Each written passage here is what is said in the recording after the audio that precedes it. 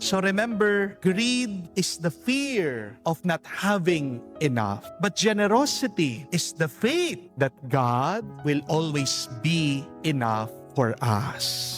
Kaya sana po matutunan natin, ang babaeng balo, binigay niyang lahat dahil nagtitiwala sa Diyos. Na ipagkakaloob palagi ng Panginoon ang kailangan niya.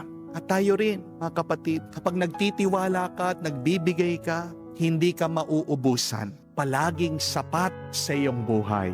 Mga kapatid, lahat po tayo may dalawang uri ng barya tayong daladala sa buhay. What are these two coins that we bring always in life?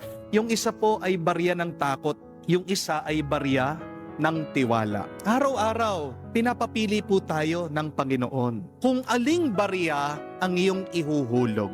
Baka naman ikaw ay nag-iipon ng barya ng takot. O sana ikaw ay magbigay ng barya ng tiwala. Tandaan po natin, ang takot ay nag-iipon. Araw-araw, tayo po ay pinapapili ng Panginoon. Alin ang ihuhulog mo sa Kanya? Iwan mo ang iyong takot sa Kanya at ibigay mo rin ang iyong sarili sa Kanya. Magtiwala ka. Tandaan mo, kapag may takot ka, nag-iipon ka. Amen? Pero kapag may tiwala ka, nagbibigay ka.